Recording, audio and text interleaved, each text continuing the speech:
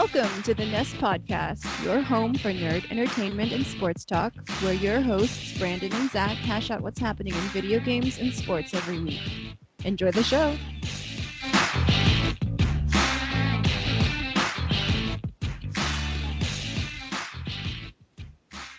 What's up, and welcome to a special edition of the Nest Podcast. This is the World Series recap episode, and it is presented by Sportszilla.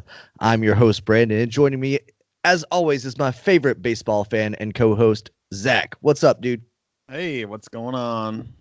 Not much other than we officially have new World Series champions. That we do. The Washington's Nationals came through the playoffs and defeated the Houston Astros in Game 7 in Houston. Shocked the world. Yeah, I mean this whole series has been back and forth. It was a great series.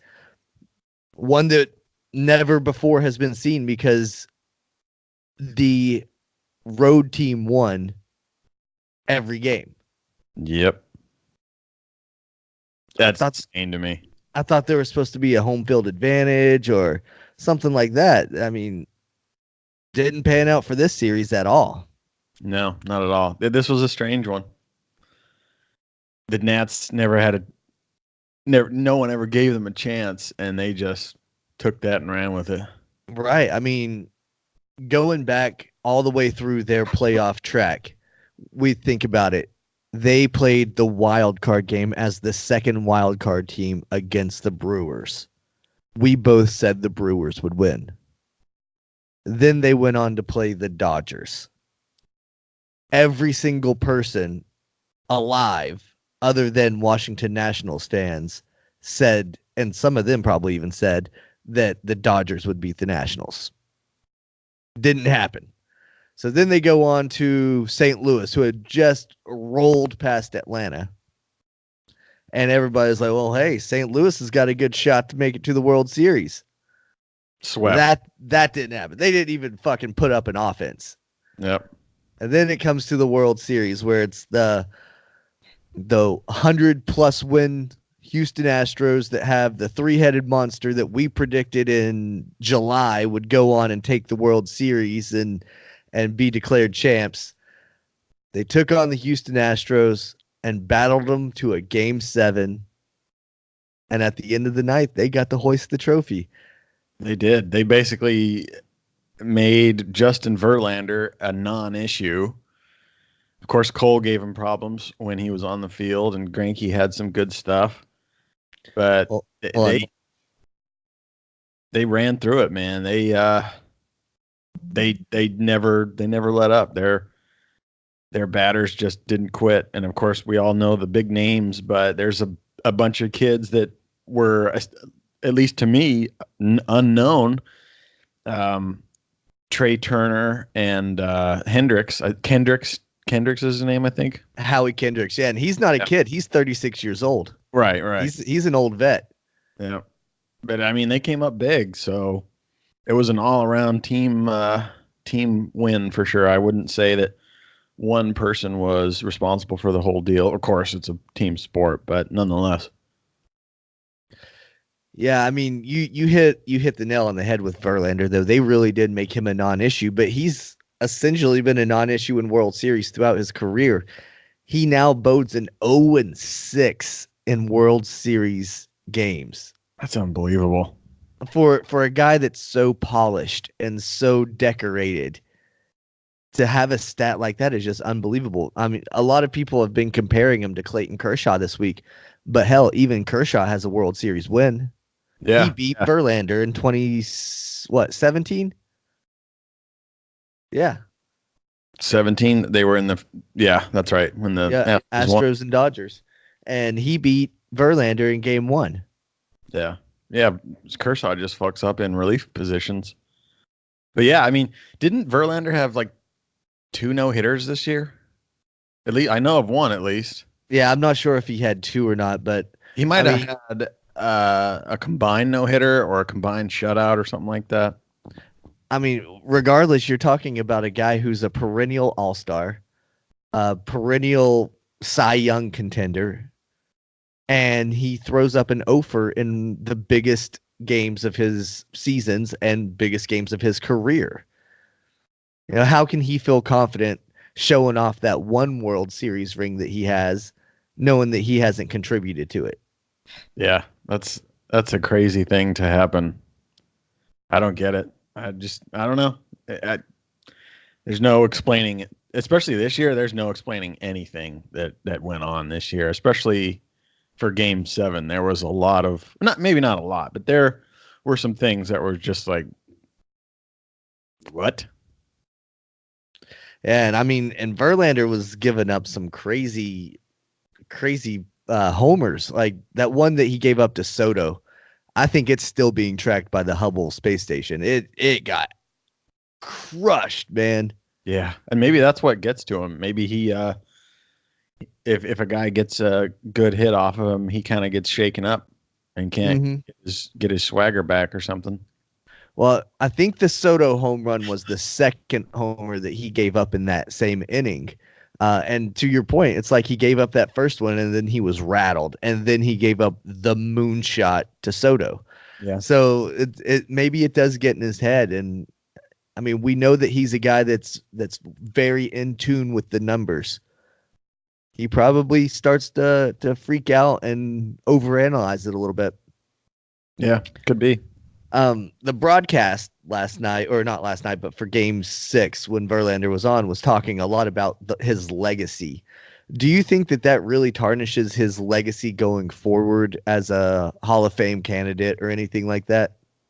Yeah, it has to at least a little bit. I mean, same with Clayton Kershaw. He's great, but he's a regular season guy.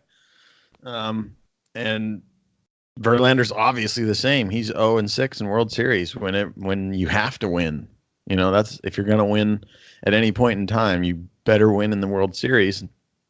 If you can't do it when that's your turn to be on the mound, then you're useless to that team as a starting pitcher. So he's obviously one of the greats despite all that, but for the time being, while it's still fresh in our minds, we'll remember that, you know, in 20 or 30 years when people talk about him like we talk about Greg Maddux and all the other guys, we will forget all about that. But I think, at least for now, he's got a little asterisk by him. Yeah, I think that's a fair point. I think, like you said, in the far away future, 20, 30 years or so, it'll just be like, oh, yeah, I remember watching Verlander. He was great. Yep, and that's all I'll ever say. He was the 2011 MVP. He was the man that broke Jacoby Ellsbury's career. Right. Because after that season, Jacoby went on to the Yankees and then really was never seen again. But he kept getting paid. Yeah, that's a thing in baseball. Yeah. he's still getting paid like $20 million a year just to be hurt somewhere. Yep. Fucking crazy. Yep. So Game 5 was the last game that was in Washington. Mm-hmm. Of course, all 3 games in Washington were won by the Houston Astros. Game 5, the Nationals manager, Martinez, got really irate at the pitch calls by the umpires. Yeah. And he didn't get ejected in Game 5, but his face was as red as the Washington Nationals logo. Right. Game 6, he had enough. He blew up and then got tossed and then really got his money's worth for the ejection. He did. That spark was huge for the Nats. They went on to score, 4 more runs after that point in that game, and then they were still fired up for the Game 7. Yeah. You know, if you look, they were touching Greinke early. He was just getting out of the jams. Yeah. Yep. So they came out swinging. They came out ready to play. Greinke was just that good through 6. Yep. And the Astros had their defensive game on point, so that really helped him out a lot. Yep. But yeah, let's talk about that blow up of Martinez a little bit, because that was a pretty interesting thing that I hadn't yet to see. Is I don't know what they called it originally. I guess they called him out, the runner?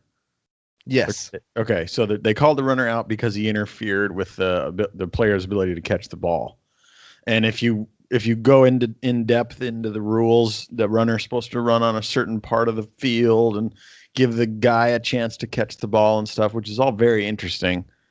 And of course, they went back to New York to review it and everything. And what was the ending result? That he was ruled out by being outside of the baselines. Gotcha. Yeah, that was a very strange swing in the game there. Mm-hmm.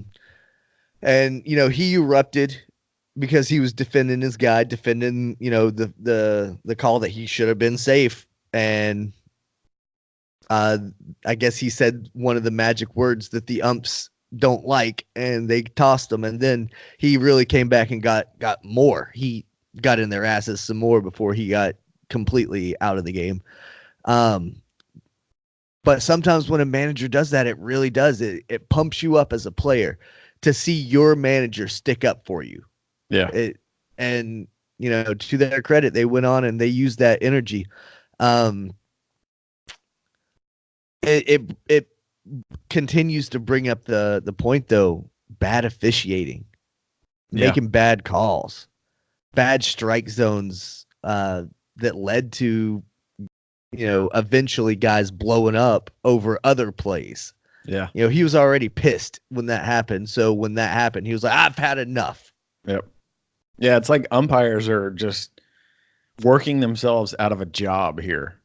They have to know that it's coming. They're not blind to what's going on. And I mean, it's a hard job, obviously, but if you're at that level and you've been chosen to be an umpire in the World Series, you're the best of the best. Angel Hernandez did not get into the World Series for good reason. So when you fuck up on that big of a stage, it really doesn't do well for the argument of, the personal aspect of it and the human element of it. Because especially in a World Series, if you can get calls 100% accurate, then there's no argument. There's no argument for having a human umpire in that kind of a setting. I agree, but we've always said that we prefer the human element. I thought of something last night during the Game 7 broadcast. They were talking about the guy that was behind home plate for Game 7 was statistically the best ball and strike caller for the entire season. And he called a pretty good game. He had a few here and there that were, borderline questionable calls, but for the most part, he was pretty good. So it led me to think like, well, okay, if they're keeping track of who the better home plate umpires are, why do they have to rotate all the time? I guess to give guys a break. Yeah, but make it just like a position player in the field. Pitchers get paid a lot of money because they're really good at pitching. Mm-hmm. Pay a specialty position of home plate umpire more money because you have a more grueling job than the, say, third base umpire. Yeah, that's not a bad idea. And if they're that much better, then it would make the game better. And that will incentivize them to be better so that they can make that big paycheck. Right. Do you want to be an umpire or do you want to be the umpire? Yeah. Yeah, that makes sense. I don't know if it'll ever fly or not, but to me, that it almost incentivizes the position a little bit more and makes guys want to work harder to stay good at that and not be so lackadaisical.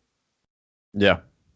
Yeah, it almost feels like the electronic umpire is inevitable, but I think if something like that can happen and the effectiveness of having a good umpire is still there and they call good games, then that at least gives them a little bit of ammo to say, hey, we're still doing our job. We're still important. So I would love to see it. It's hard to make big companies like that spend more money than they already are. So who knows? Yeah, I mean, I don't think it'll ever fly, but let's talk about Game 7. Game 7 was everything that sports fans want.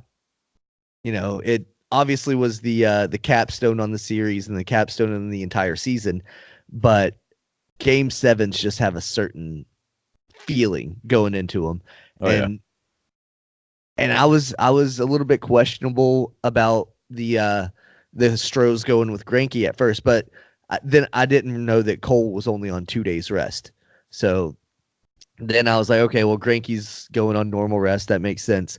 But I was really nervous for him going in because of all the shit that happened in New York whenever his anxiety disorders and stuff like that were brought up. I was like, God damn, you're putting this guy that has these psychological mental issues on the mound in the no shit biggest moment of his career that could crush a normal person. Yeah. But he handled it. Yeah, almost flawlessly. He had 6 innings of work that was brilliant. Yep. And like you said earlier, he got into some trouble, but he was able to get himself out of it. Obviously, with help of defense, but he did a lot. I thought when he left in the 6th inning, even though he breezed through 6th, I thought that was the last we would see of him. I thought Cole would start the 7th inning with a clean slate. He would come in, get his 3 outs, or his 6 outs, really, because I would keep him in for the 7th and 8th at that point, and that's when I would bring in my closer in the 9th.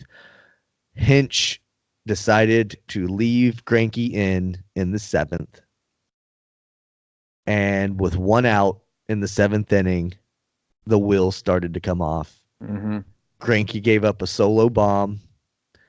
And then, inexplicably, Hinch didn't go with Cole. He went with, who was it? Harris. Yeah. Will Harris. Guy who had only given up 1 run in the entire postseason. I got it. He was nails until he met Howie Kendrick. Yep.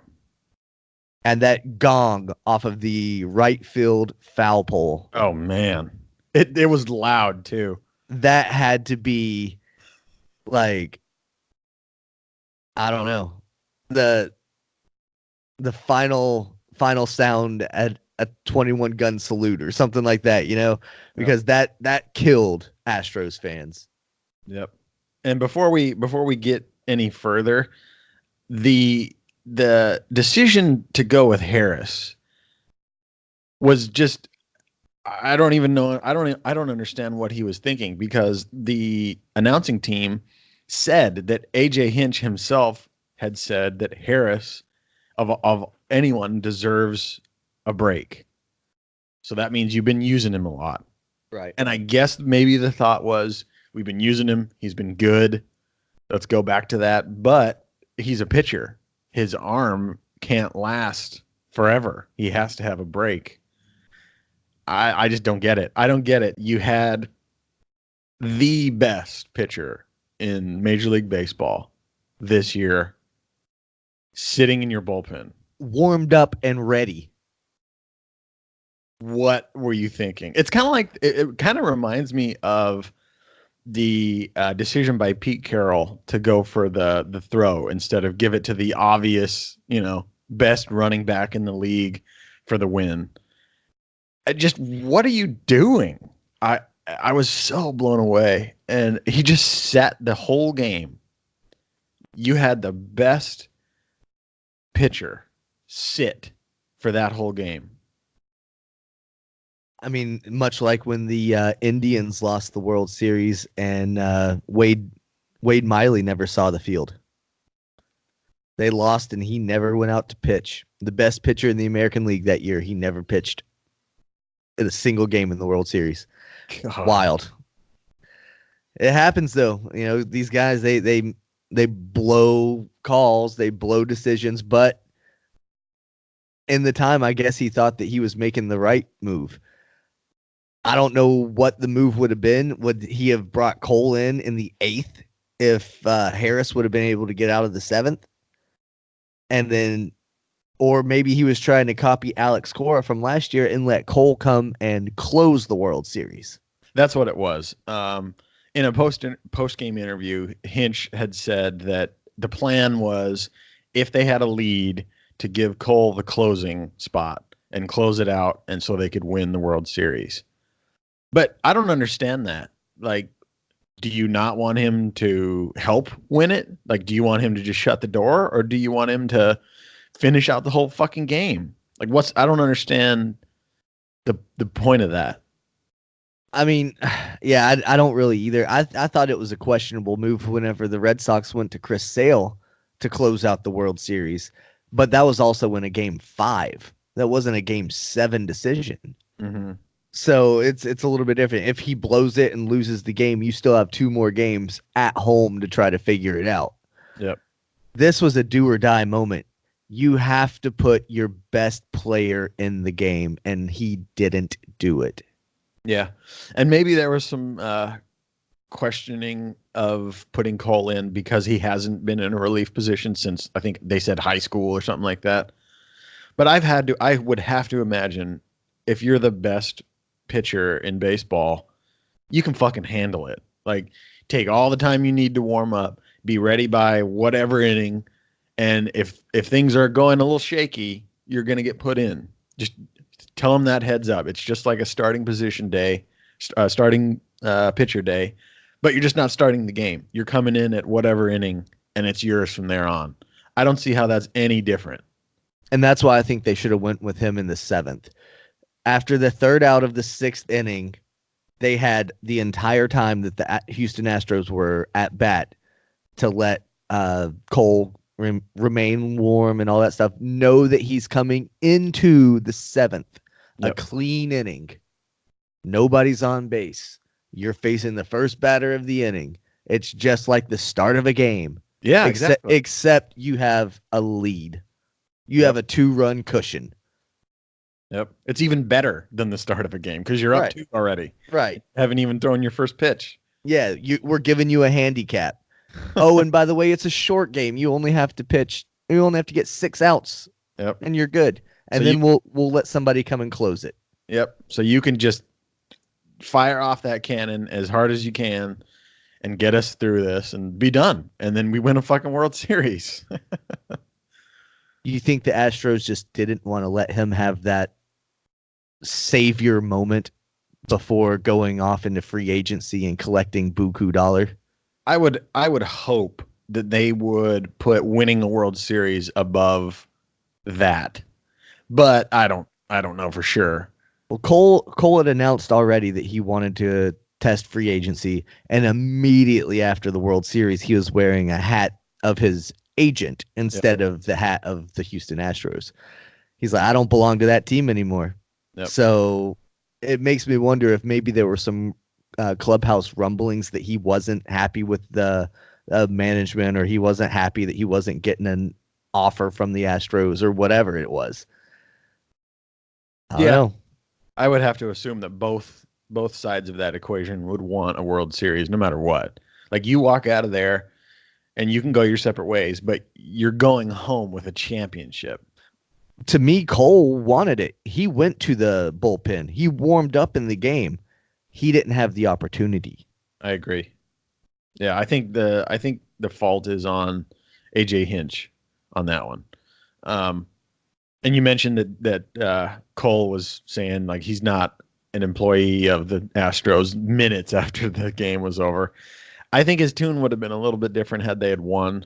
He would have, been a part of the champagne popping and everything. And then maybe 2 days from now, he would start talking like that. But I think so. I think he would have been part of the World Series parade in Houston and all of the celebration and all of that. Yeah. Then he would move on to the free agency aspect. Right. But I think you're right. I think he wanted the ball, and he probably knew he could at least get through 2-3 fucking innings. But they kind of screwed him out of a World Series win. And that was just the icing on the cake for him to be like, I'm out of here. I'm done. Yep, I agree. Houston Astros, 3 100-plus win seasons consecutively. 1 World Series title to show for it. I think there was only 3 teams that had a 100-win season. Dodgers, Yanks, and Astros. Yes, that sounds right. and none of them won it all this year. Yep. The wild card team. The wild card team came through. They got hot at the time was right, and they did it. You know, the only thing that we have to look forward to now as baseball fans is the end of year awards, which will be announced in about 2 weeks. Usually it's mid-November that they announce the awards and all that stuff. Do you have a guess or prediction for who walks home with the hardware? I got a couple guesses. Okay. Cool. Let's hear them. Cy Young, AL, obviously Cole. Okay, I agree. A guy that didn't lose a game from May until game 2 of the World Series. Yep. Pretty phenomenal.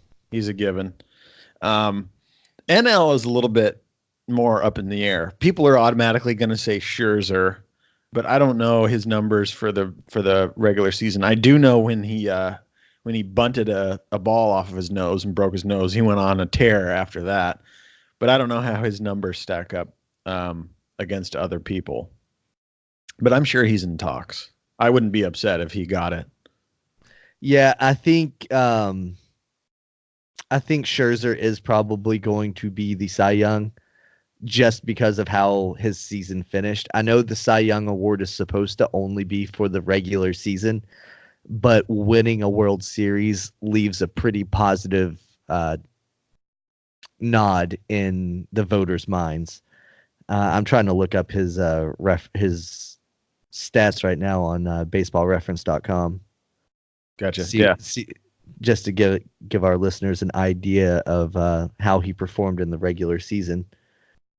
He had a 2.92 ERA. His win-loss was 11-7, but if we learned anything last year from this, win-loss really means nothing when it comes to the Cy Young voting. Yeah. He has a 2.92 ERA.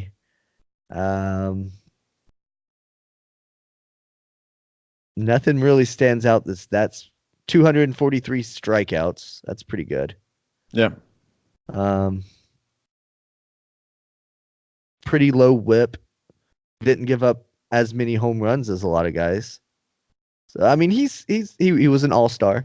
So he put together a good season. So I could see him definitely getting the Cy Young based off of leaving that favorable impression in the voters' minds. Sure. More so than maybe like Noah Syndergaard that didn't even compete for a postseason spot. Right. Yep. So that takes care of our Cy Young, because I agree with Cole as well in the American League. What about MVP voting? Where do you go with that in the American League? That's going to be pretty interesting because the default is Trout every year.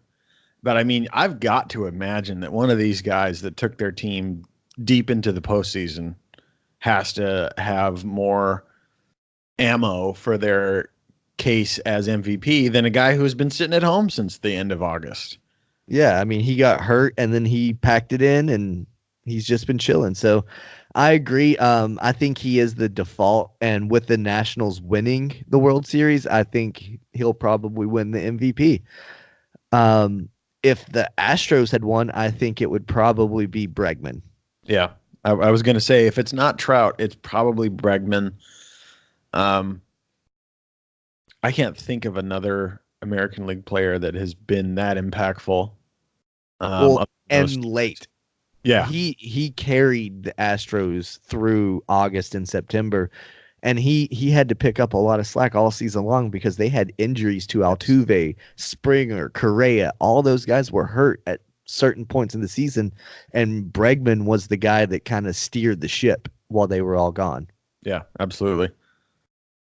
So, I mean, he is definitely a front runner or one of the front runners for MVP.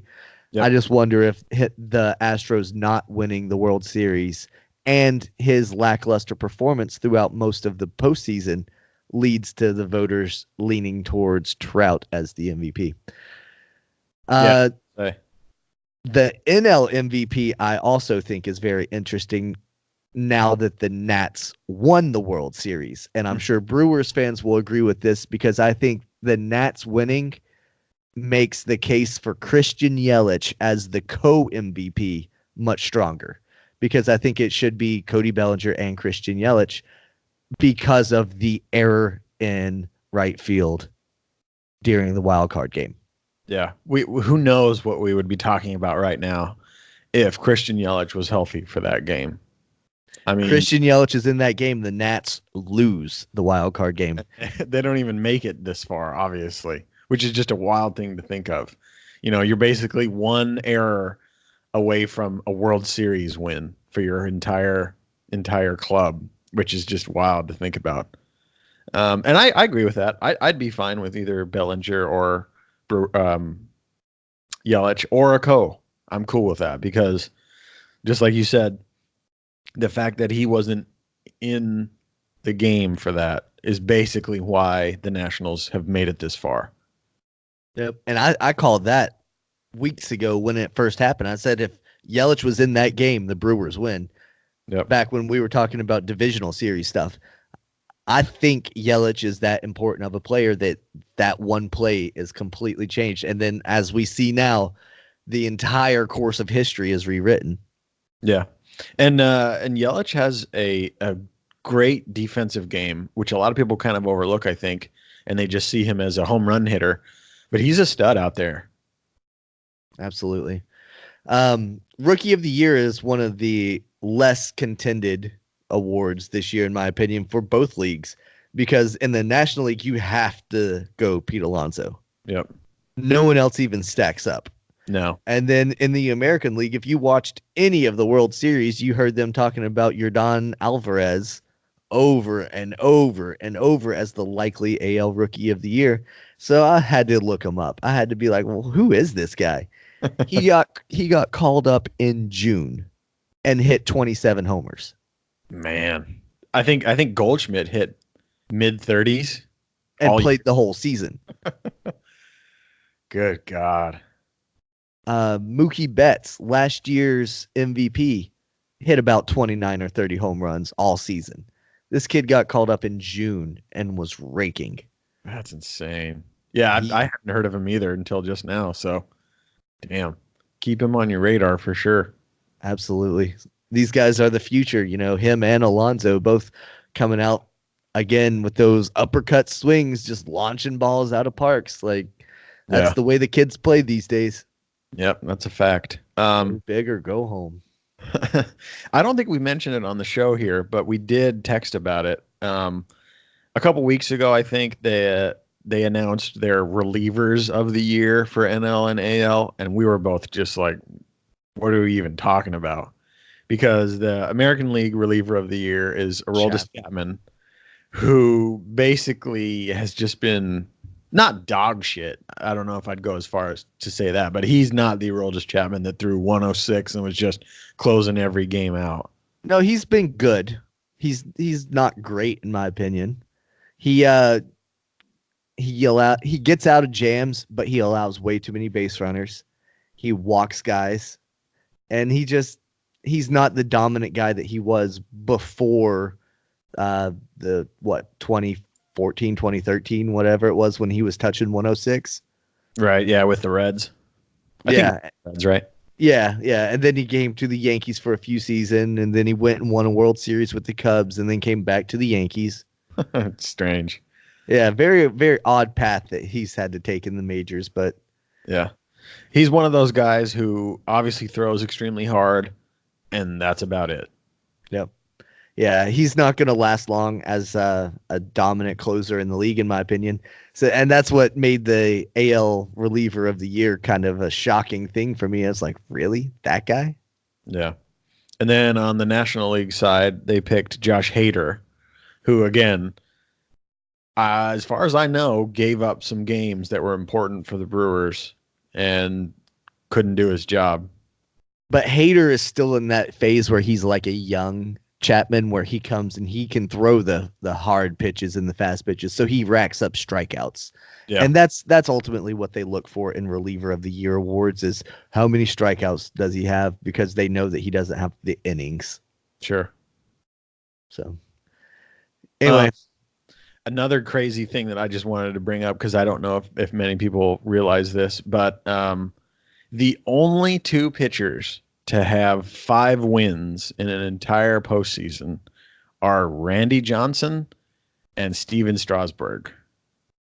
5 wins in a postseason. Mm-hmm. Huh. That's.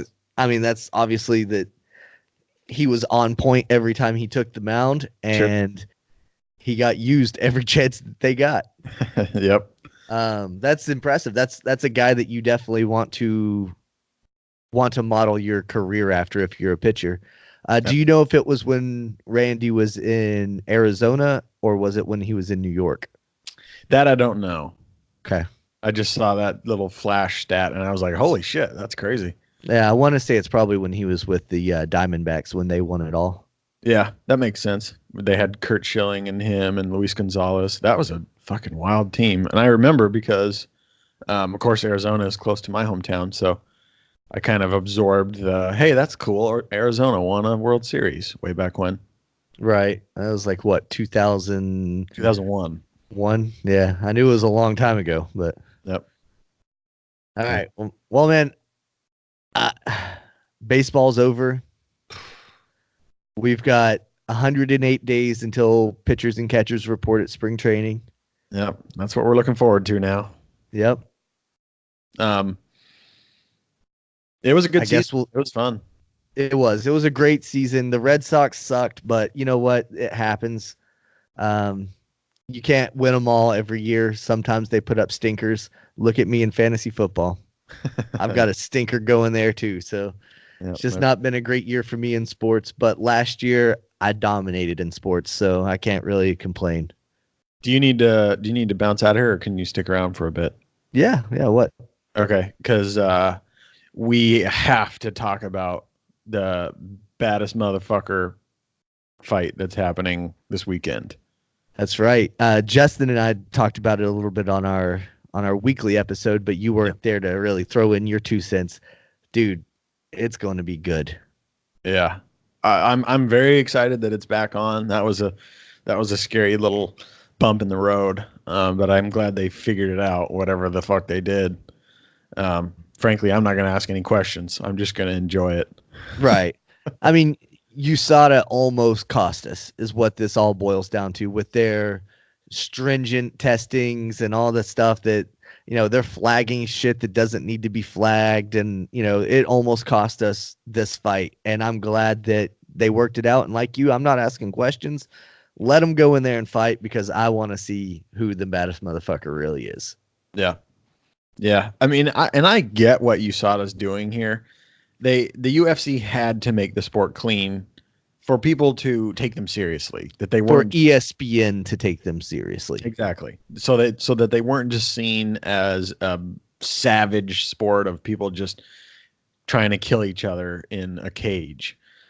People take it seriously like they do boxing. They realize that boxing is a brutal sport, but it's a sport nonetheless.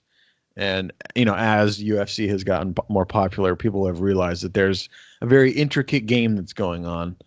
And it just so happens to be a physical one with physical consequences. But at the same time, we've gotten to the point where where USADA is way too stringent on stuff. And it's been going on for several years now. A lot of people don't remember that Josh Barnett has basically lost an entire career over a tainted supplement issue. And this was, again, several years ago, before people were really, listening to fighters when they would say, hey, I didn't do shit. Because most people just hear that and say, yeah, whatever. Everyone says tainted supplements. And nowadays, you see John, who has been through crazy testing, and they've come out and said that his picogram stuff is literally not affecting his performance. And I think if you didn't believe that John was clean, you damn sure believed that Nate Diaz was clean, because of all the people that you would think aren't on steroids. It's definitely Nate Diaz, because he's a big shit talker about you're on steroids. Everybody's on steroids. And he he emulates this vegan lifestyle, and he says he doesn't eat meat, obviously, and he just takes these supplements that he was flagged for. So if Nate Diaz that he gets at like a local organic health store or a Whole Foods or something like that. It's not like he's even buying it at crazy black market places. These are legal places that any person could walk into and buy this shit. Yeah, absolutely.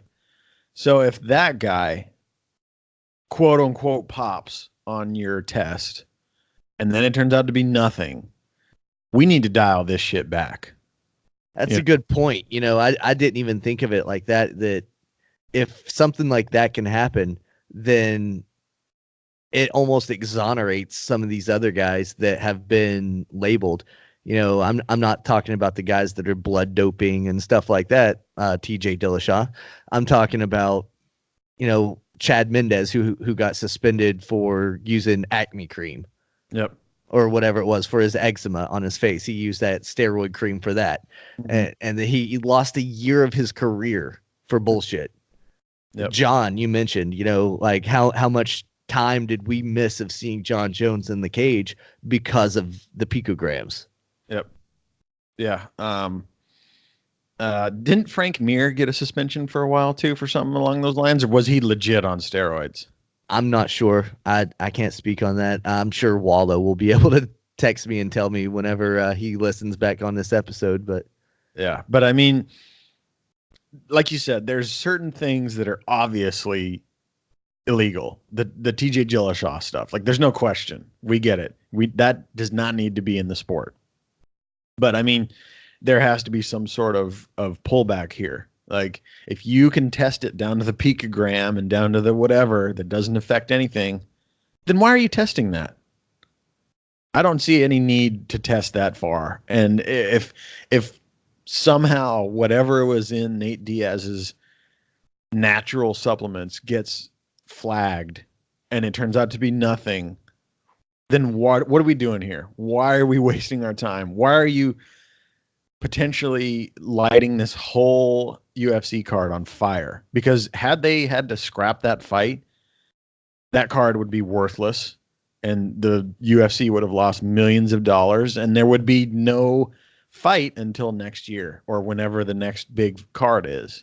Because this was a huge card. Nate Diaz is a giant draw and a ton of people are going to tune into this because this is what people like. People like the scrappy side of the UFC. A lot of jiu-jitsu players and people that understand that enjoy the intricacies of submitting guys and stuff like that. But your average guy understands a punch to the face. Exactly. And the casual fans love knockouts. And, you know, Masvidal's riding that knockout wave from when he kneed the shit out of Ben Askren. Mm-hmm. He knocked Ben Askren to a level to where he doesn't even know how to fight. He just lost another fight. He did. Yeah, he got subbed by Damian Maia. Yep. Did he tap or did he get choked out? I think he went out. Oh, I thought he went out. He did like a one tap kind of thing because he's got a big ego, and then I think he might have went out. Okay. Before the ref pulled him apart, because it was a very awkward. Like he just kind of did one of those, just a little tiny tap. And then didn't do anything. Okay. So maybe I thought I remembered seeing that he was just laying there kind of motionless for a while. Yeah. And of course, while we're talking UFC, the big one got announced. What's that? Khabib and Tony Ferguson. That's right. It'll be sometime in 2020, at the beginning of 2020, probably January, February timeframe, but that is going to happen. Yeah. That's going to be, barring any kind of injury or any kind of craziness, that's going to be insane. Like there's no way to even start to predict that fight. As soon as I saw that fight was going to be an official thing, I pulled out my phone and I hit up Wallow from Locker Room Talk. And I said, bro, we have to watch this fight together. And he immediately was like, yep, let's set it up. And I said, I can't sit in my room watching this fight with my wife while she's asleep because I need to be able to be loud. Yeah. Yeah. No shit. That's gonna. And I'm gonna go ahead and say it. I'm Team Tony. Yeah, absolutely. Yep. I hope Tony just starches the dude. It's gonna be tough, but that's what I'm hoping for. Kind of like the World Series. I was hoping that the Nationals would win, but I ultimately thought that the Astros were going to win.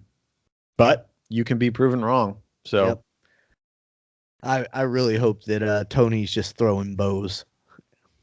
yeah, I don't think Habib's ever seen anybody that has the style of offense and the skills on the ground to back it up that Tony does. Because he throws some wild shit because he's so confident on the ground. He's confident fighting off of his back. Yep. And that leads to a very dangerous fighter. Absolutely. They both have insane cardio, so there's no wear the guy down. That's not going to happen. It's just going to be, it's either going to be some sort of decision or somebody starches somebody. Yeah. And I hope at the end of the night that Tony's the one getting his hand raised. And that would just be awesome because we've been looking for this moment and hoping for this moment and waiting for this moment for seemingly years at this point. Oh yeah. The Khabib and Tony fight has been years in the making and has just gone one wrong thing after the other. But it's better late than never. Yep. Now we just have to hold our breath and hope that a freak training accident doesn't happen or someone doesn't trip over a cable and tear an ACL and crazy shit like that. So no one let Khabib anywhere near a slice of tiramisu. Wrap both guys in bubble wrap. Get MLB to put netting around them, and we'll just keep them safe. Yep, we're pulling out all the stops here. All right. You got anything else you want to talk about? No, that covers it. That was the thing I wanted to bitch about. Awesome. Next week, Monday, we have our regular scheduled Nest podcast with Justin. We'll be talking our football and all that stuff. Maybe get into a little bit more MMA, a little more in depth if anything cool happens. And next Thursday is going to be our first time doing our Throwback Thursday segment with Growing Up 8-Bit, where we're going to have him coming in on the first Thursday of every month to kind of talk about video games and stuff like that. And Zach, I know you've been playing the new Call of Duty, and I'm still playing Borderlands 3, trying to get to the end of that. So we can talk about all that with 8-Bit whenever we have him on, and he can tell us about all the old school video games that he streams on a weekly and nightly basis. Yeah, I'm looking forward to that. Man, I have not been able to put Call of Duty down. You've been all on it. I know you've been off the past, 2 days? Yes. So you've been just nonstop on there, huh? Damn near. Yeah, it's addicting for sure. If you, I think we've said before, if you're a fan of the old stuff, this is it in 2019. And there's a few things that aren't great, and we can get into that on Thursday, along with all the other stuff too. So yeah, that'll be fun. And for you, Zach, I know Garth got Call of Duty, so you guys should link up. Oh yeah, sweet. He skipped out on Borderlands 3 to get Call of Duty, huh? Yeah, he sure did. He fucked me. Because I mean, he would love Borderlands 3, seeing as how he blazed through the Handsome collection.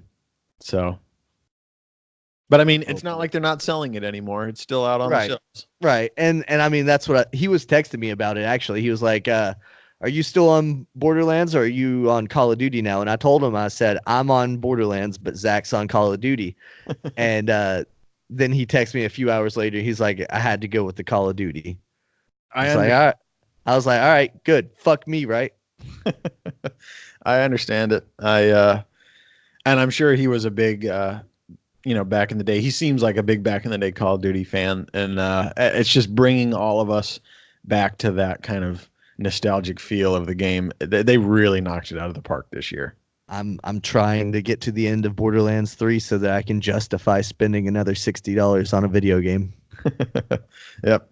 It's rough. I get it. Another one that I haven't even gotten a chance to play yet, but I have thanks to Xbox Game Pass, is The Outer Worlds. And once I give that a spin, we can talk about that too. I'll try to do that before Thursday, so I can at least talk about what it's like. But as far as I can gather from just the news around the internet, is it's almost like a Fallout 4 feel of a game. So yeah, there's a bunch of shit coming out. Death Stranding, which we talked about a long time ago, from Hideo Kojima, is, if not out, coming out soon. So that's another big game. There's going to be a Star Wars single player game dropping pretty soon. Jedi Order or some shit like that. I don't know. But anyway, yeah, the end of the year, right before Christmas time, is huge for games because they try to pump them out and then people buy them as Christmas presents. So Yep. And it'll be good for us because it's always going to be new and fresh content every first Thursday of the month with Growing Up 8-Bit when we have him on to talk exclusively video games. As you guys can tell, Zach tends to shine whenever he's talking about video games. he knows developers and all kinds of crazy shit. So that's where he kind of gets really excited about it. So tune in if you like video games, and then you'll hear me just rambling on about how Twisted Metal was the shit. It was the shit. All right. Well, that's all that we have for you today. Hope you enjoyed. Thanks for the downloads and all that good shit. Tune back in for a regular scheduled episode Mondays, and we'll be back next Thursday as well. Peace. Stay connected with Brandon and Zach on Facebook and Instagram at The Nest Podcast. And tune in next week for a brand new episode. And thanks for listening.